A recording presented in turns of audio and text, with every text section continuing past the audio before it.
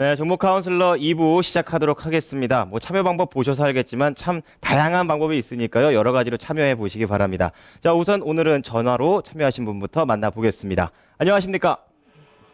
안녕하세요. 네, 종목 카운슬러 이건희입니다. 반갑습니다. 네, 반갑습니다. 네, 자, 어떤 종목 가지고 오셨습니까?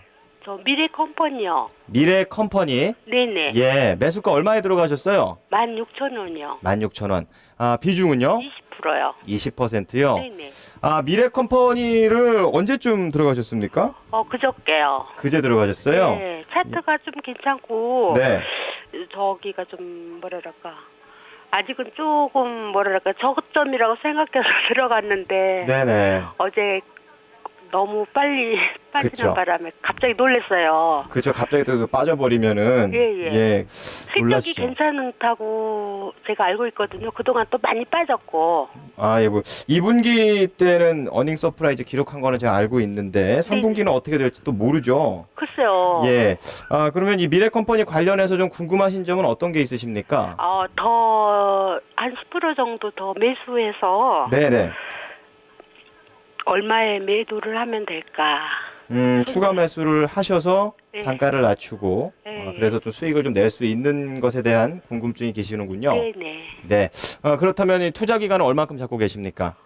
그냥 그건 상관없어요. 상관없이 수익을 좀 낼 수 있는 방향을 찾아보자. 이렇게 하면 되겠네요. 네네. 예, 알겠습니다. 우선은요, 화면으로 좀 정리를 하고 바로 시작하도록 하겠습니다. 네. 자, 미래컴퍼니입니다. 매수가 16,000원에 비중 20%인데요. 이 관련해가지고 지금 추가 매수도 좀 고려하고 계세요. 어떻게든 수익을 낼 수 있는 방법 어떤 게 있는지 알아보도록 하겠습니다. 우선은요, 오늘 종가부터 확인합니다. 자, 미래컴퍼니입니다. 오늘 0.67% 오른 15,050원에 마감을 했습니다. 자, 우선 차트 보시면서 분석을 시작해 보도록 하겠습니다. 기술적인 분석에 최수창 전문가와 이야기를 나눠보겠습니다. 네, 안녕하세요. 반갑습니다. 네, 반갑습니다. 전문가님. 네네. 16,000원 순간에 많이 빠졌다. 고점 대비 생각해서 일단 단기 저점이 형성됐다 생각하고 들어가신 거죠? 최근에? 네네. 그저 3일 전에요. 네, 3일 전에. 네네. 네. 그런 관심은 잘 보셨어요. 근데 용기가 아주 있으시네요. 왜냐면 항상 추세 위에 있는 종목이 좋은데 일단 역추세잖아요. 예. 근데 그 용기가 있다는 건 저점 변곡은 아무나 잡는 게 아니거든요, 실은. 네. 사실 저희 전문가 집단들도 사실 저점을 정확히 잡고 내기는 굉장히 어려워요. 그러니까 항상 맞아요. 저점 쪽에서는 분할 매수라는 걸 권장을 해드리지 않습니까? 네. 그래서 지금 비중 20%신데요. 네. 이 정도 한 10% 정도의 저점 매수 하셨다는 건 굉장히 칭찬받아 마땅한데요. 20%가 조금 많은데 그래도 저는 괜찮다고 봐요. 제가 오늘 시초가에 잡았으면 좋았을까? 그쵸.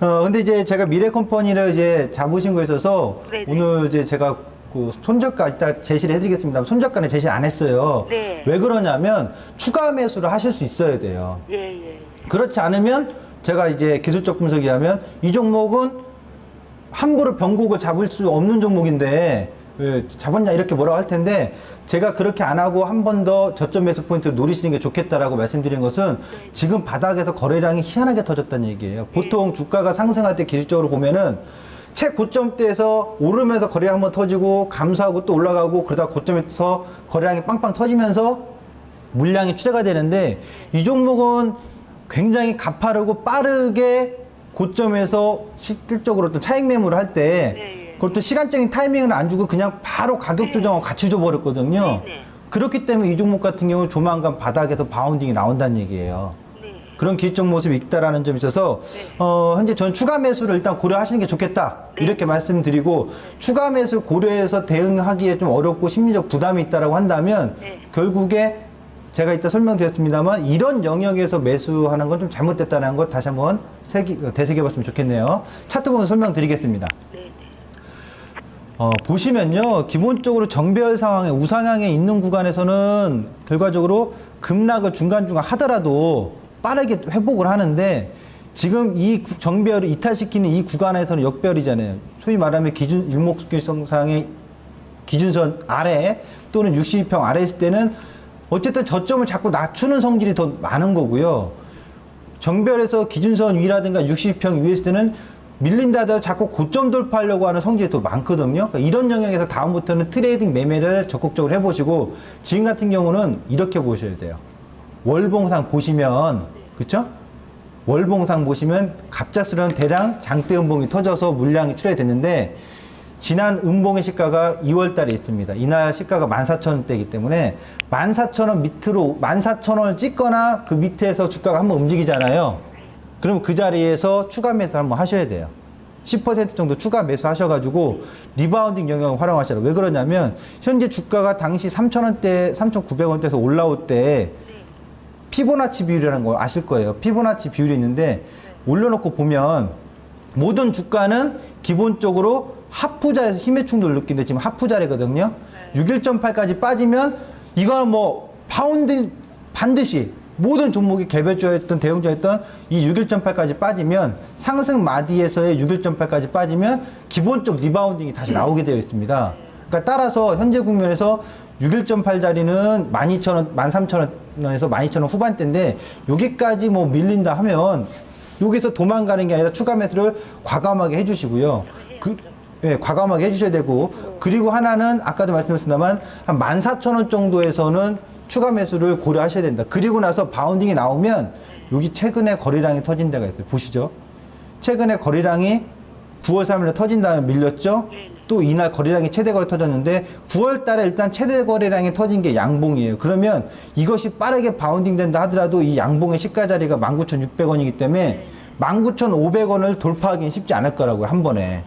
그리고 직전에 지금 거래량이 터진 게 17,000원대이기 때문에 반등식 목표가는 좀 17,000원 정도에서 19,000원 사이대를 반등의 목표가로 말씀드리고 그 자리를 매도 관점 보시고 만일 밑으로 안 밀리고 그냥 다이렉트로 17,000원에 왔다 이렇게 하면 추가 매수 없이 17,000원대에서 수익 실현하시기 바랍니다. 이해되셨죠? 네네. 네. 그러니까 쭉 빠지면은 손절을 처리하는 게 아니라 14,000원에서 13,000원 이 구간대에서 추가 매수를 고려하시고 네. 반대로 빠지지 않고 그냥 올라오면 17,000원대에서 차익 실현하시고서 빠져나와라 이렇게 설명을 좀 드리겠습니다. 이해되셨나요? 네네. 네.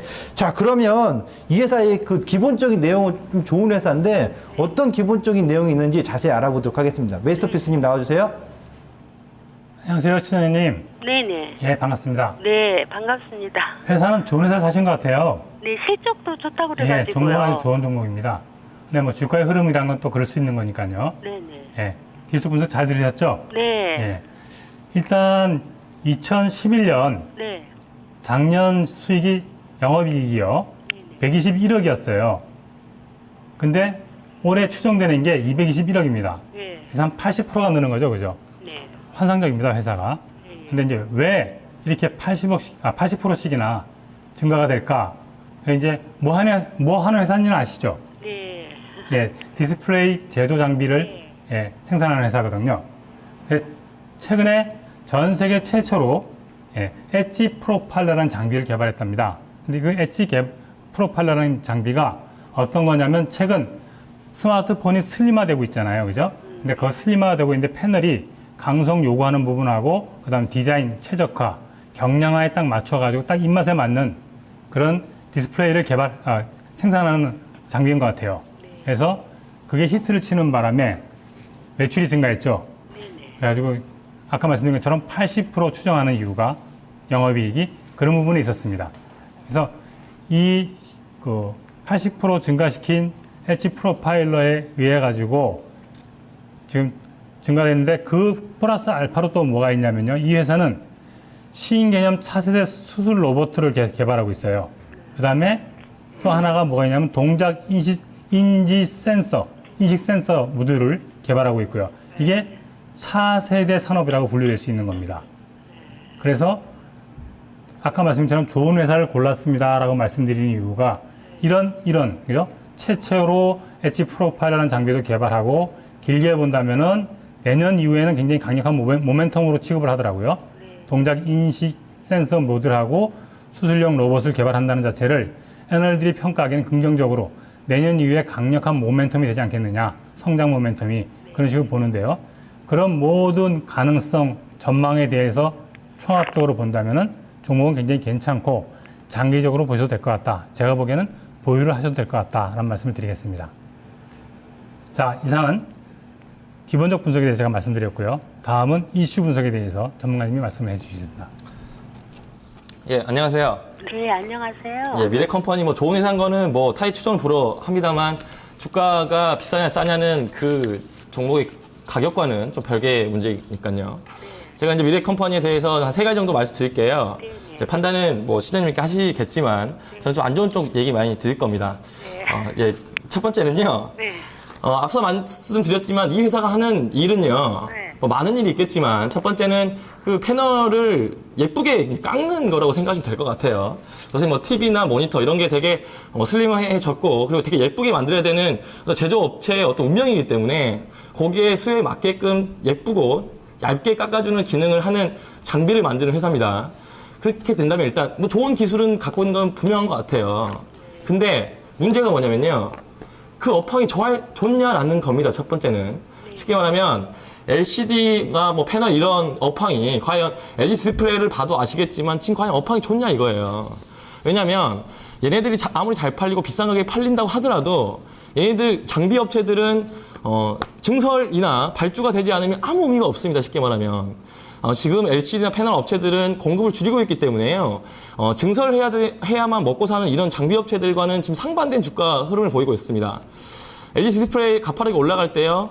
미래컴퍼니는 가파르게 떨어졌습니다. 그 이유는 LG 디스플레이가 조만간은 투자 없다라고 결론을 내렸기 때문에 AP 시스템이라든지 이런 것도 급락을 나왔던 가장 큰 이유는 삼성전자에서 뭐 아몰레드, AM OLED에 투자는 없다, 당분간 없다라고 분명히 선을 그었기 때문에 장비주들은 이런 영향을 받을 수밖에 없습니다. 그래서 많이 팔린다고 좋은 게 아니라 증설해야만 이 회사들은 먹고 사는 회사이거든요. 그래서 그런 거 꼭 확인해 보시는 게 좋을 것 같고요. 두 번째 같은 경우는 뭐 시장님께서 말씀하셨지만 2분기 실적 되게 좋았어요. 그리고 그때 한창 나왔던 얘기가 본인들은 LG 디스플레이만 납품할 게 아니라 자기는 샤프라든지 삼성에도 납품하겠다라고 분명히 호언장담을 했었는데 그게 물거품이 돼버렸습니다. 뭐 아직까지 물거품이 됐다고 좀 표현하기 좀 그렇지만 일단 샤프 같은 경우는 지금 구조조정 들어갔지 않습니까?